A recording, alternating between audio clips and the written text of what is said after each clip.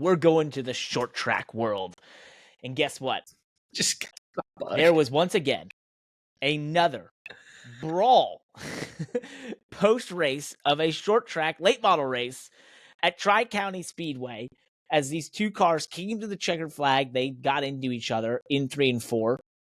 Basically, the second place car put his right front into the left rear of the other car, basically spun him out. This was Caden Quapple and Ashton Higgins. Ashton Higgins was the leader at the time.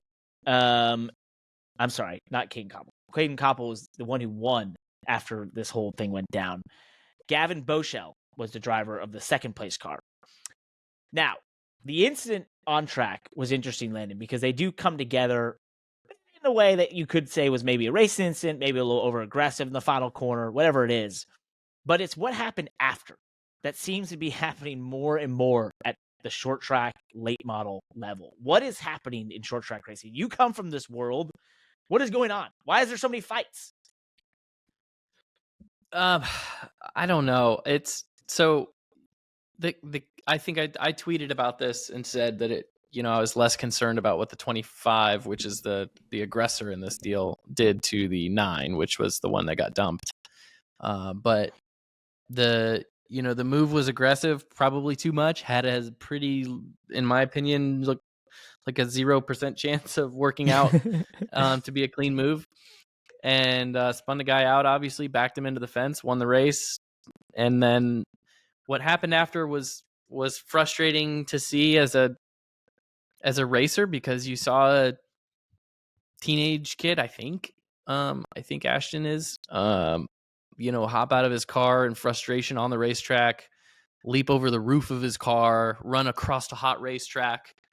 There could have been traffic coming. There could have been a safety vehicles driving by, pace car, whatever. Jump over pit wall and basically reach into the window of a moving vehicle on pit road, the 25 car, Gavin. And then, maybe try to take a swing at him. And then there was, when Gavin got out of his car, there's crew members pulling each other off. It just created mayhem. Yep. And it's frustrating, because it's frustrating because you can say what you want about the move that was made and the wreck that happened, and it shouldn't have happened, and he made a bad, whatever, what he deserved. But we're talking about teenagers that nobody deserves to whoop anybody's ass. And I'm referring a tweet that I actually responded to. It's like, well, that guy deserves to get his butt whooped. And I'm like, no, nobody at this level. These are our future stars. These are the kids that are going to become NASCAR drivers. At this level, nobody needs to get anybody's ass whooped. This is where they learn. And hey, it's unfortunate that the driver got wrecked, and it's unfortunate that it was an egregious wreck. But we don't need to be reacting like that. It's not just, expressing emotions is okay, but like just putting yourself in danger, running across the track, putting getting the crew members on pit road riled up, and basically, I'm using a horrible word here, but it's like inciting this brawl. It's just unnecessary. It's wrong. And I don't know why we're seeing more of it. I don't know where this is coming from. I feel like we see this at the professional level. Maybe things start at the top. We've had several fights on pit road this year. I guess we've never been any strangers to that in NASCAR, but I don't know where it's coming from or why it's happening. What I find interesting is we've been around the short track culture before, and I think there is an element of the enjoyment around this sort of thing, right? The idea that this can happen. There's the glorification of it from the Madhouse show that was on History Channel a while back about Bowman Gray and the craziness that comes out of that place and the cops and everything, right? I think the part to me that gets really interesting is like, okay, I understand the driver's frustration. I get, making it known you're angry, right? I understand having the emotion of wanting to fight. Although, like, personally, I've been close to that. I've never gotten to where I actually fought the person, but I've been there. I've been that angry. What I don't appreciate is The people that come in 10, 15, 20, 45 seconds, and maybe minutes later into the brawl to then just agitate things. There is a guy in this video that I swear, I didn't do the timing on it, but I swear it has to be 45 seconds after the initial fight breaks out of just like 20 people going everywhere. He runs from the front stretch, runs up to this guy, and just rips his shirt off him. And I'm like, what? What are you even doing? So, that's the part to me that gets really disappointing. You can have the drivers be frustrated and fight, maybe their significant other or like crew chief, whatever. I get that. And I'm not condoning it, but I'm just saying, like, I get it. When it's the guy who just looked like he came from 3 rows back in the stands, runs through the front stretch and gets involved, I'm that's stop BS you there for a second because that's BS.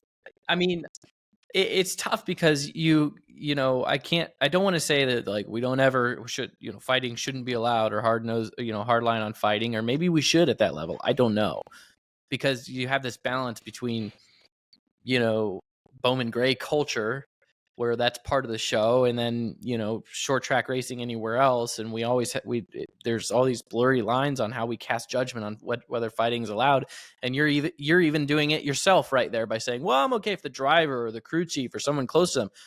My point is saying, when the driver, if anybody, especially at the top of the food chain, like the driver, that's the tippy top of the food chain on these deals, if that driver gets out of the car and cannot show control over his emotions, that energy bleeds out to his team, and they're going to get just as mad as him, and that's their permission to go get into a fight. And that's what turns into a brawl. And this deal turned into a brawl because you had a 16-year-old kid, just lose his mind and try to jump into a moving car. And hold on. Ashton is 21. A 21-year-old. Okay, so he's gonna attack a 16-year-old kid? Like, is that what he was trying to do? I don't know. Yeah. I mean, yeah, it's just like, what are we doing here? Yeah. Why is this becoming the reaction to everything? And then, I don't know, the people's reactions online is saying that Gavin deserved deserved it. And it's just like, I don't know, he didn't deserve anything. He just, maybe it was a bad move. Fine. I mean, bad moves happen. We could talk about where the bad moves come from. That's another great conversation. Does it come from internet racing? I mean, does it come from growing up, spending all this time playing, racing simulations online where, you don't have the same, you can learn, while it's great that you get to learn these fundamentals of racing in a safe environment, are you learning by taking greater risks than you should be taking in real life? So that when you go out into the real world racing, are you taking bigger risks? And you're not programmed to pay the price for them, like those of us that grew up without sim racing. I mean, those are conversations to be had. I mean, how old are you? Some people might say it's a side effect of paid drivers, but I mean, it could be some of that. Like, if the culture, it's short track racing, there's less drivers that are responsible for building their own cars and housing them themselves than maybe there ever was at these levels of racing. And that could have something to do with it, pay driver culture. But we've always had pay drivers, and I don't know, young drivers have always torn up stuff. I mean, that's kind of what late model racing is. It's just frustrating to me that, like, this is the proving ground for our talent. Gavin Bichelle is a really good driver. He has a Chevy emblem on his car for a reason, right? He's in the pipeline. He's gonna go places, and I'm sure Ashton is too, right? But we don't need to be reacting like this to these mistakes. I don't know. It just doesn't seem right to me. So first of all, I was going to say, how old are you if sim racing seems new? Because I think you and I both had sim racing. So we did have sim racing, but now sim racing is earned its place, and rightfully so, because it deserves a place as another form of grassroots motorsports, right? Yes. I agree. Sim racing is real racing. Sim racing is real racing, and it plays a serious role in the development of these drivers. But there's definitely some unintended consequences to drivers being able to spend the majority of their time sim racing, where there's less physical consequences to things that happen, right?